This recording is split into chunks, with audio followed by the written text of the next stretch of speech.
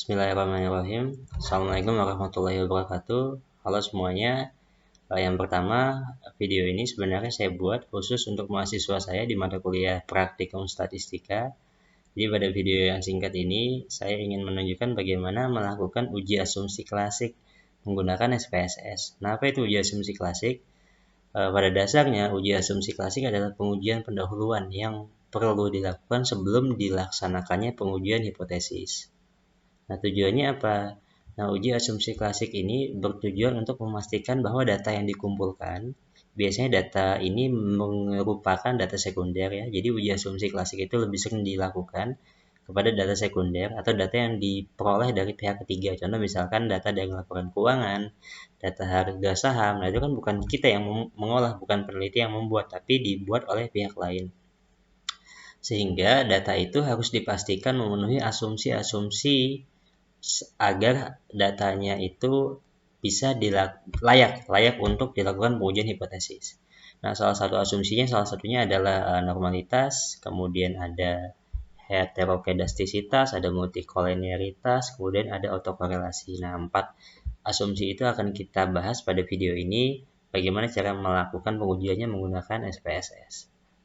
Oke. Jadi di sini saya punya data kecil-kecilan. Saya punya data dividen ya, ceritanya ada data ROI, return on investment, ada data ROA, return on asset. Kemudian ada price atau harga saham. Ceritanya penelitian ini secara sederhana ingin menguji pengaruh dividen, ROI, dan ROA terhadap price atau perubahan harga saham perusahaan. Nah, di sini ada 12 sampel ya. Kemudian kita akan coba gimana sih menguji asumsi klasik menggunakan SPSS. Nah, yang pertama, ya ini saya sudah siapkan sebenarnya. Yang pertama adalah pengujian normalitas. Nah, apa itu normalitas? Pengujian normalitas itu dilakukan untuk memastikan bahwa data itu memenuhi asumsi kenormalan. Data itu normal. Normal itu artinya apa? Data itu tidak memiliki outlier. Atau kalau kita masih ingat belajar statistika 1 ya, ada kurva distribusi normal, kan data itu bagusnya adalah berada di dalam kurva itu. Jadi kurva kan bentuknya seperti gunung ya. Data itu akan tersebar di antara 1 sampai 3 kali standar deviasinya, entah dia ke kanan atau dia ke kiri. Nah, data itu kan biasanya ngumpulnya mendekati nilai rata-ratanya. Jadi 1 sampai 3 kali standar deviasi dari nilai rata-ratanya.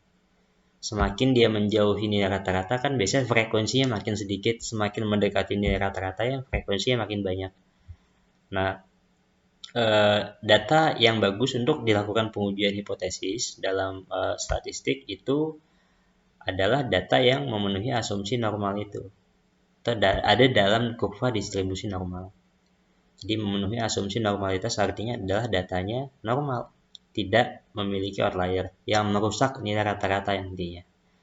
Oke, caranya bagaimana? Sederhana sekali sebenarnya. Sebelum melakukan pengujiannya, ya, kita butuh dulu memiliki variabel residualnya. Nah, variabel residual itu dimunculkan dengan cara melakukan regresi sederhana. Kita analyze ya, jadi analyze. Kemudian kita regresi, kemudian kita pilih linear. Oke, nah ini sudah saya masukkan variabel ini saya keluarin dulu deh. Variabel dividen, ROI, ROA ini kan independen, ya kita masukkan aja ke kolom independen. Kemudian variabel price atau harga saham itu kan dependen, kita masukkan ke sini. Kemudian sebelum kita klik OK, kita aktifkan residualnya, kita pilih save. Nah, yang kita aktifkan adalah unstandardized. Jadi ada 2 unstandardized di sini, ada predictive value dan ada residual. Yang kita aktifkan adalah yang residual. Oke, yang ada di kolom residual kita aktifkan unstandardized-nya dan kita continue, setelah itu oke. Nah, ini muncul outputnya, bukan outputnya yang kita butuhkan sebenarnya. Yang kita butuhkan apa? Kita butuhkan ini, tambahan variabel residual. Nah, variabel inilah yang ingin kita uji normalitasnya. Jadi residual dari keempat variabel ini sudah muncul ya. Nah, kita lakukan pengujian menggunakan Kolmogorov-Smirnov. Caranya analyze, itu yang paling common ya digunakan kalau mau grup Smirnov. Analyze, kemudian pilih non-parametric test, kemudian pilih legacy dialogs, pilih ini one sample KS. Kalau misalnya kalian menggunakan SPSS versi yang lain, biasanya ada di bagian awal sini. Pokoknya cari aja one sample KS. Tapi saya adanya di dalam legacy dialog, kemudian one sample KS. Kemudian kita klik, kita masukkan variabel hanya unstandardized-nya saja kita masukkan. Setelah itu pastikan test distribution-nya sudah tercentang yang normal. Oke, normal, kemudian kita klik OK. Nah, ini outputnya. Nah, ini seperti tadi saya keklik statistika deskriptifnya, tapi nggak masalah, kita hanya butuh tabel yang di bawah. Tabel one sample Kolmogorov Smirnov test. Apa yang kita lihat sederhana sekali, kita hanya perlu melihat p-value atau signifikansinya ini. Nah, apa sih yang diuji di sini? Kan H0-nya adalah data itu berdistribusi normal. Data berdistribusi normal itu H0-nya. Artinya apa? Kalau signifikansi atau p-value-nya lebih besar daripada alfa yang kita tetapkan. Alfa kan biasa dalam penelitian bisnis 0,5, 0,1, 0,01 ya kan. Dan ini sudah di atas alfa pasti. Ada ini adalah 0,05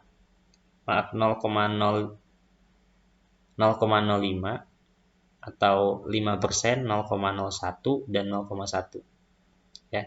Jadi 5%, 1%, 10% biasanya. Nah, ini kan 20%, 0,2. Ini pasti di atas alfa yang kita tetapkan. Jika signifikansi atau p-value lebih besar daripada alfa, maka apa? H0 diterima kan ya. Maka H0 diterima.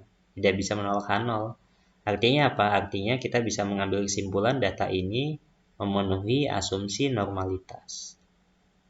Hanya sesederhana itu. Ini kita bisa ambil output ini, masukkan ke dalam laporan penelitian sebagai bukti bahwa data yang kita uji, hipotesisnya, itu sudah memenuhi asumsi klasik, yaitu asumsi normalitas. Asumsi yang pertama sudah kita jawab. Nah, yang kedua apa? Yang kedua kita uji multi-call, atau lengkapnya multi-call linearitas. Multi-call linearitas. Nah, ini apa tujuannya? Uji multi-call ini tujuannya untuk memastikan agar tidak terdapat korelasi yang kuat antar independen variabel.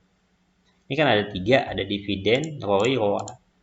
Jangan-jangan nanti pengaruh ketiga ini terhadap price itu karena korelasi ketiga ini sangat kuat.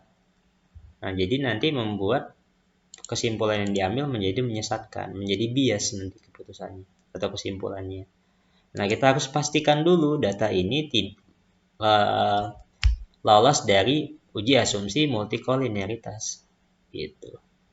Gimana caranya? Kita lakukan menggunakan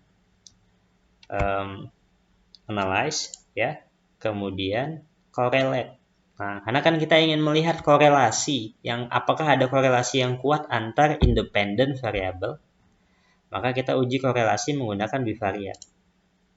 Jadi saya ulangi, analyze, correlate, pilih yang bivariat.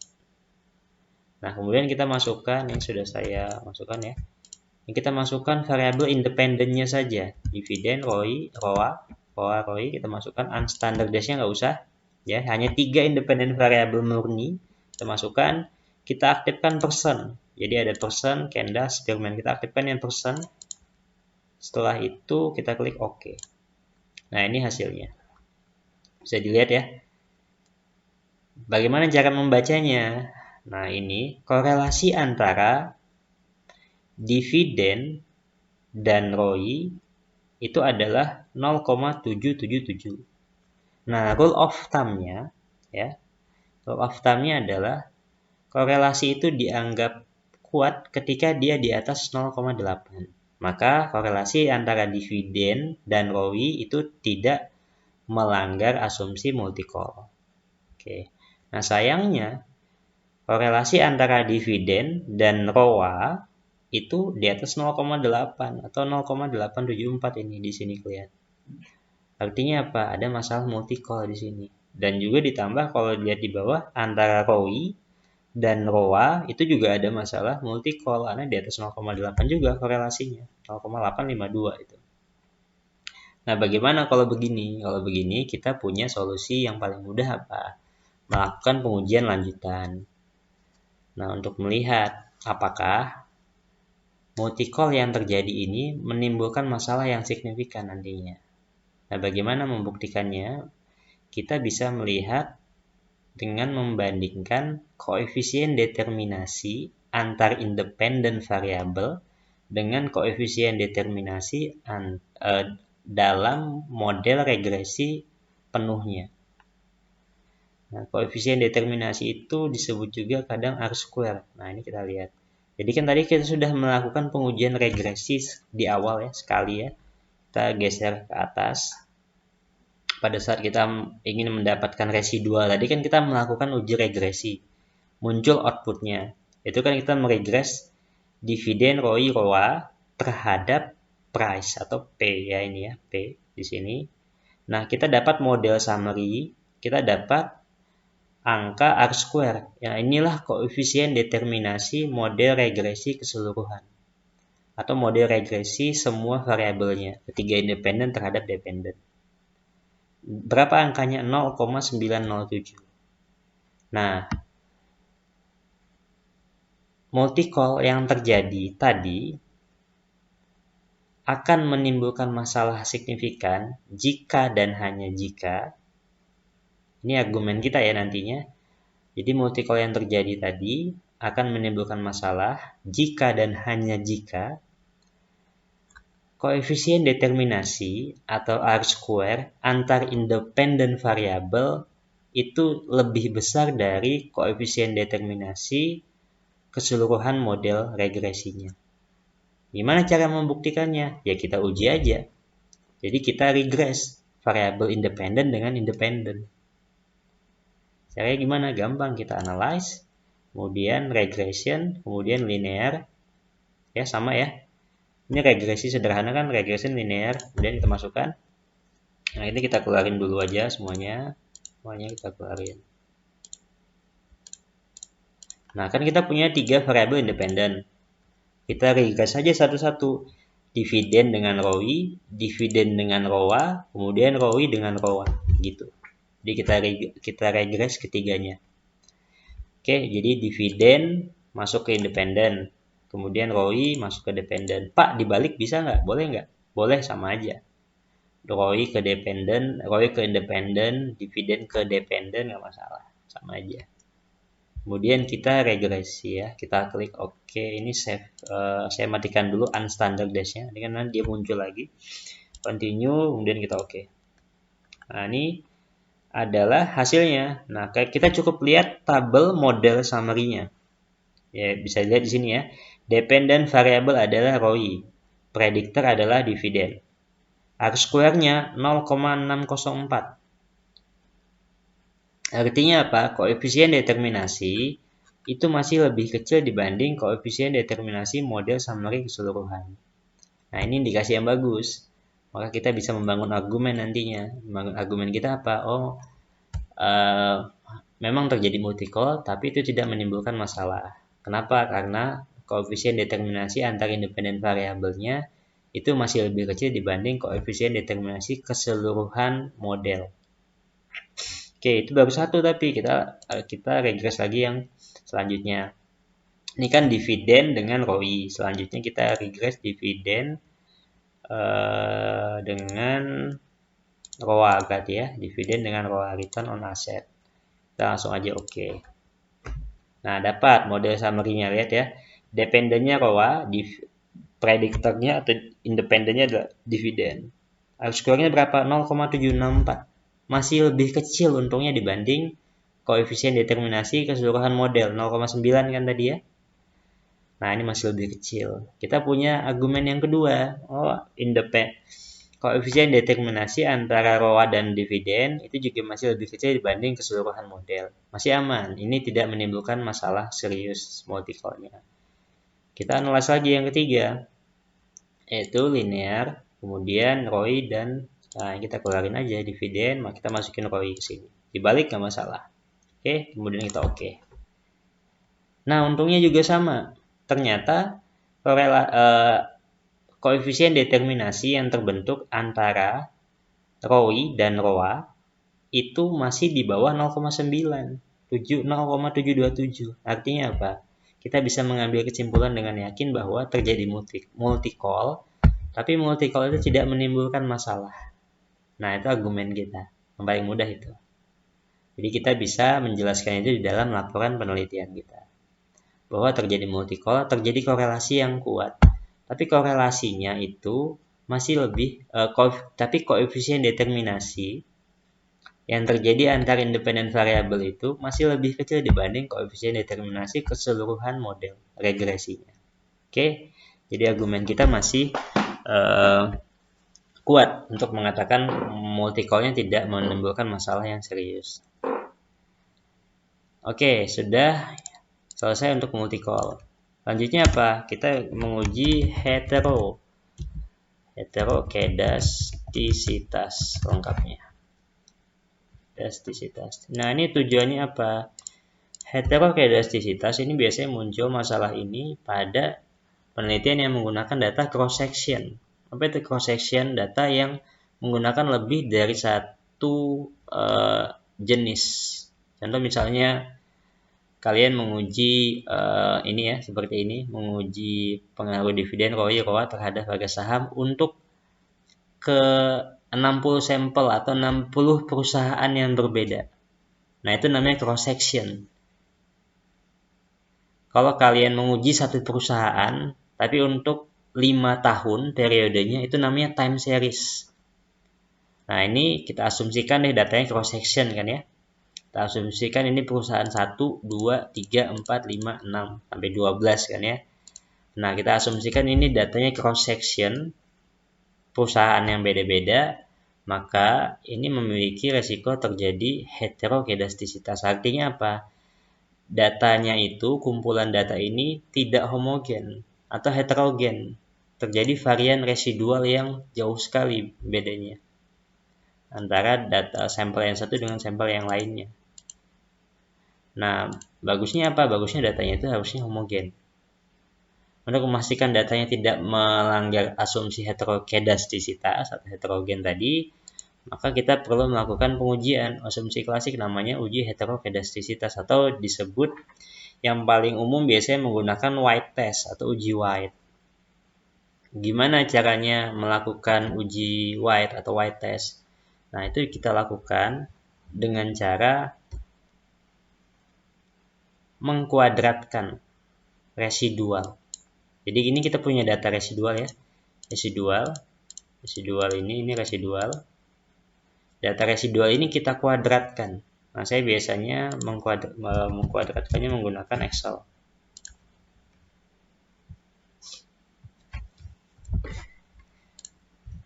Oke, jadi kita punya data ini, data residual yang tadi kan masih ada, kita ambil aja, blok, Ctrl C, kita pindahkan ke sini. Kita paste.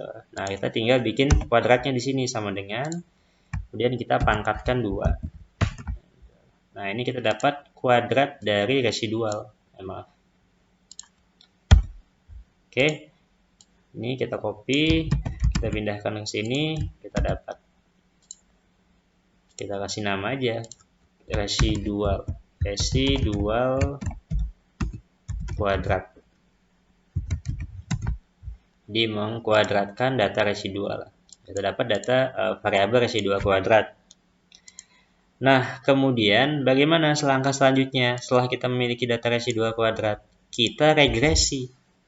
Kita regresi lagi, caranya gampang. Kita analyze, kemudian regresi linear, sama ya. Kita keluarin dulu yang tadi. Kita masukkan variabel independen semuanya. Variabel independen, dividen, ROI, ROA dalam independent column. Kemudian dependennya diisi apa? Dependennya kita isi residual kuadrat yang tadi kita baru bikin. Oke, sampai di sini kita tinggal klik OK. Nah, sudah kita dapat hasilnya. Yang mana Pak yang dibaca? Lihat tabel koefisien. Tabel koefisien, lihat signifikansi atau p-value-nya. Dividen, p-value-nya 0,817. ROI 0,690, ROA 0,788. H0-nya apa? H0-nya adalah data ini homogen atau tidak terjadi heterokedastisitas. Oke, atau tidak berbeda lah. Kan H0 kan begitu ya kita menyebutnya. Nah, tidak terjadi heterokedastisitas. Maka kita lihat kalau p-value-nya di atas alfa, maka kita bisa dengan lega mengatakan bahwa tidak terjadi masalah heterokedastisitas. Karena apa? Karena semua p-value-nya di atas alfa. Nilainya alfa kan biasa 5%, 10%, 1%. Nah, kita tetapkan 5% aja, ini semuanya p-value-nya di atas 0,5, 0,05, 0,8, 0,6, 0,788. Jadi agak berbeda dengan pengujian hipotesis. Kan kalau pengujian hipotesis kita itu pengennya menolak H0 supaya hipotesis alternatif kita bisa diterima. Nah, ini sebaliknya, kita semangatnya adalah menerima H0 agar asumsi-asumsi tadi terpenuhi, gitu logikanya. Jadi kita mengharapkan signifikansinya malah besar ya untuk menerima H0. Udah, hanya itu uji White. Kita dapat angka-angka ini signifikansi p-value-nya di atas alfa, maka kita mengatakan data ini memenuhi asumsi heterokedastisitas atau tidak heterogen. Yang terakhir apa? Autokorelasi. Nah, kalau tadi heterokedastisitas itu biasanya terjadi pada data yang cross section, maka autokorelasi biasanya sering terjadi pada data yang sifatnya time series. Tadi saya contohkan ya, kita meneliti satu perusahaan, kemudian periodenya 5 tahun atau 10 tahun, itu kan time series. Oke. Nah, ada resiko bahwa data antara periode yang satu dengan periode selanjutnya itu saling berkorelasi. Contoh misalnya ROA deh atau ROI atau dividen. Sangat mungkin dividen tahun ini misalnya ini adalah data perusahaan X tahun 2001, 2002, 2003, 2004, 5, 6, 7, 8, 9, 10, 11, 12, katakanlah begitu ya. Nah, mungkin sekali data tahun 2001 atau data tahun kedua di periode observasi kita itu dipengaruhi oleh data tahun sebelumnya. Mungkin saja ROI tahun kedua dipengaruhi oleh ROI tahun sebelumnya. Kalau itu terjadi, maka terjadi yang namanya autokorelasi dan tidak boleh dilakukan uji hipotesis kalau datanya terjadi autokorelasi karena nggak layak. Kenapa? Karena nanti pengambilan kesimpulannya menjadi bias. Karena variabel independen yang pengen kita uji itu datanya sudah dipengaruhi oleh data itu sendiri. Harusnya kan dia bebas. Namanya juga variabel bebas, independen. Harusnya bebas, tidak dipengaruhi oleh variabel itu sendiri. Ya, bisa dipahami ya. Nah, ini harusnya ini semua mempengaruhi ini dependen secara independen. Gitu. Nah, bagaimana cara melakukannya? Saya biasanya menggunakan Durbin-Watson. Nah, Durbin-Watson ini agak tricky ya. Di sini saya punya tabelnya. Kita coba copy tabel ini ke dalam Word yang tadi kita buat. Ini Durbin-Watson. Nah, ini tabel kriterianya. Kriteria Durbin-Watson. Kita perlu mencari tahu. Ini mudah-mudahan terlihat ya.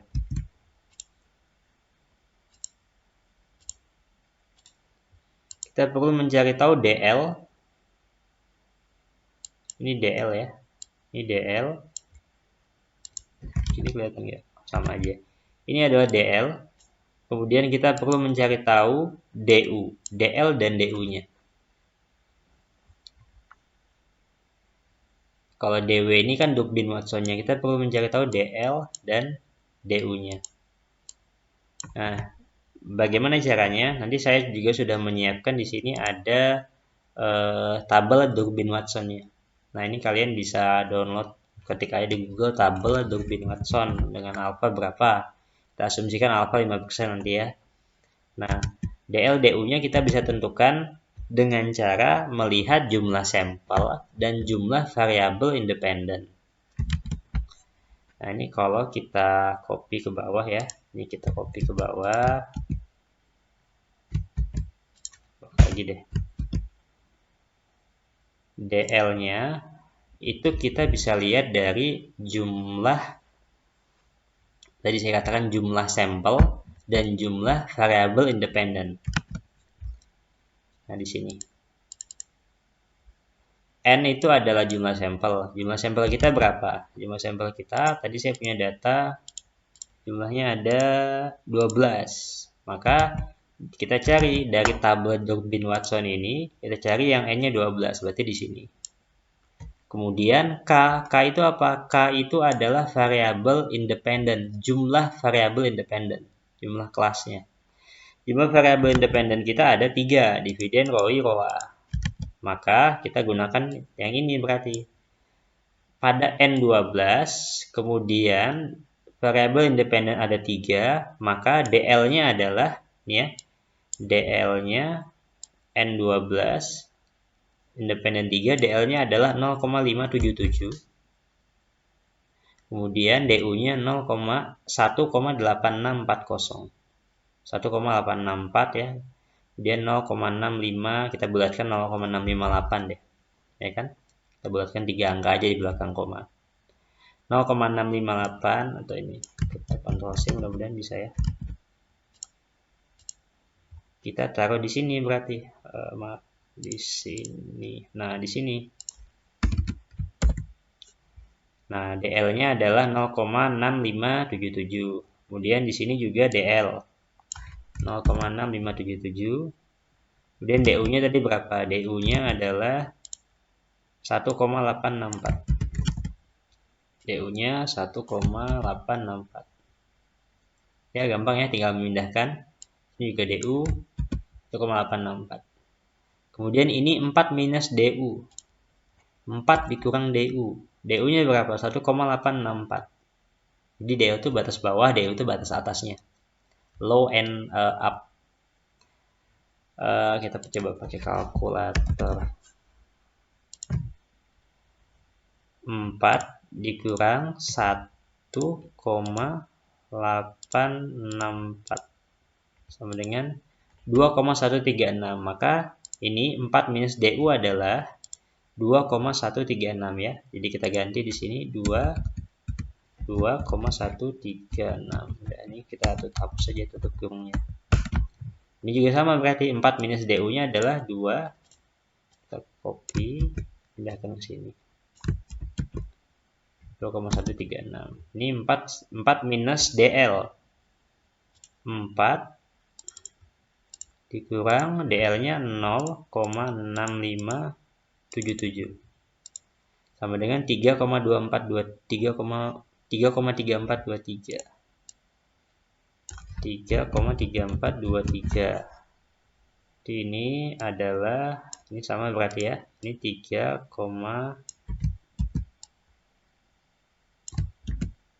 ya, ini kita 2 angka aja deh, 3 angka aja di belakang koma. Oh, ini ada yang ini kita hapus saja. Ini kita bulatkan 8. Oke.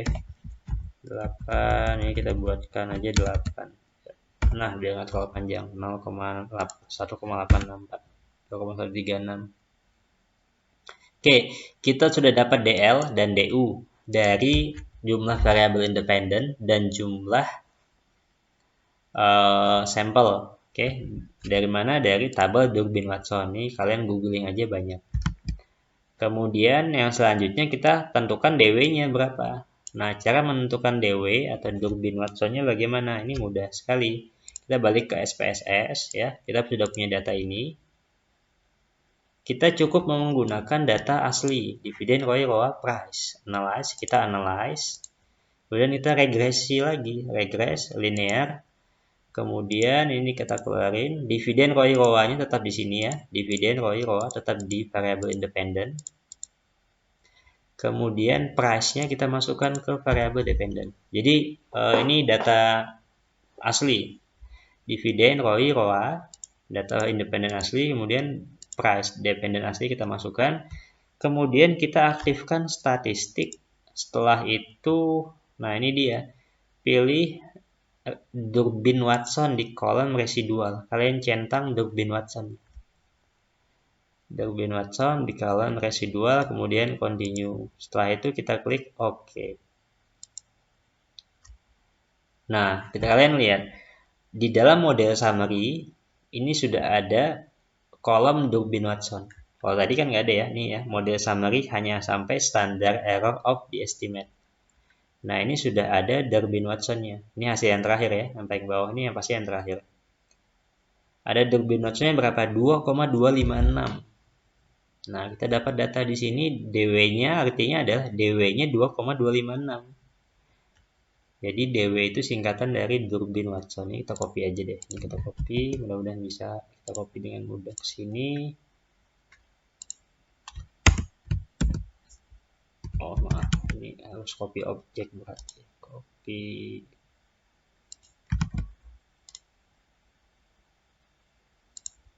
dia.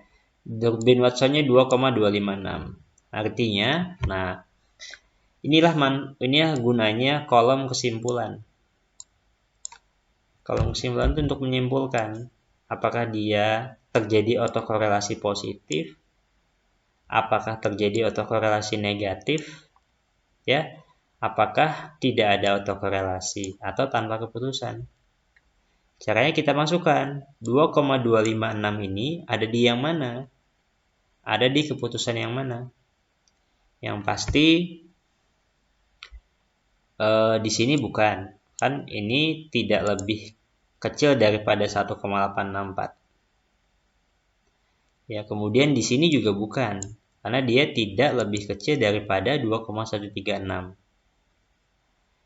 Nah, dia masuknya di sini 2,256 itu di sini masuknya. Dia lebih besar daripada 2,136 dan lebih kecil daripada 3,342. Jadi 2,256 ini itu adanya di sini. Adanya di sini.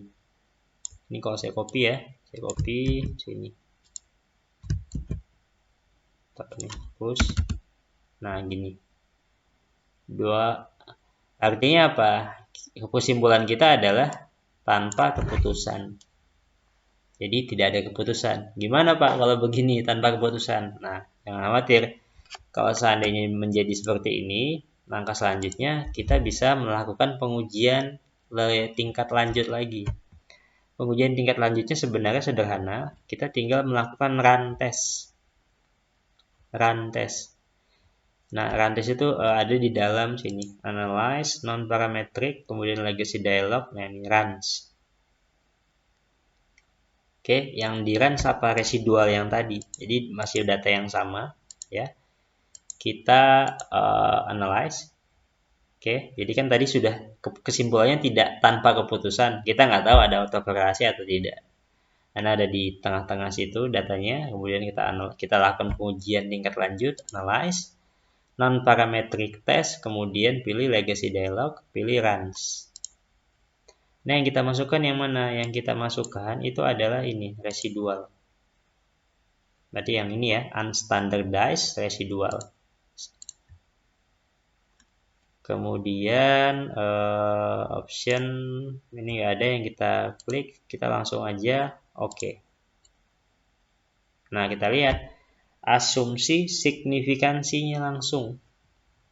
Asumsi signifikansi to tell. H0-nya apa? H0-nya adalah tidak terjadi autokorelasi. H0-nya tidak terjadi autokorelasi. Atau kalau dalam H0 hipotesis kan biasanya tidak terdapat perbedaan kan kita menyebutnya. Nah, H0-nya tidak terjadi autokorelasi. Karena ini signifikansinya atau p-value-nya lebih besar daripada alfa, maka H0-nya kita terima, nggak bisa kita tolak. Artinya apa? Artinya kita bisa mengambil kesimpulan tidak terjadi autokorelasi. Pak, kenapa nggak dari awal aja begini, Pak? Karena yang lebih appropriate adalah menggunakan Durbin-Watson. Ini adalah langkah alternatif kalau seandainya Durbin-Watson itu menemui kesimpulan seperti ini. Akan lebih baik kalau seandainya di sini kita mendapatkan kesimpulan yang sudah valid, sudah tepat. Misalkan dia ada autokorelasi positif atau negatif atau tidak ada autokorelasi. Tapi karena kita ada di tengah-tengah ya, tanpa keputusan, maka langkah selanjutnya yang paling tepat adalah kita melakukan Rankine test. Nah, ini di atas alfa, maka kita bisa simpulkan bahwa tidak terjadi autokorelasi. Dan selesailah sudah keempat pengujian asumsi klasik menggunakan SPSS. Makasih banyak sudah menonton sejauh ini. Mahasiswa saya atau bukan mahasiswa saya, mudah-mudahan apa yang saya sampaikan bisa memberi manfaat ya. Mohon maaf jika ada dari yang saya sampaikan ternyata keliru atau seandainya berbeda dari apa yang kalian atau Anda pahami, boleh nanti kita diskusikan dimanapun bisa menghubungi saya atau langsung taruh di kolom komen video ini. Oke, makasih semuanya. Sampai jumpa lagi di video-video yang selanjutnya. Makasih.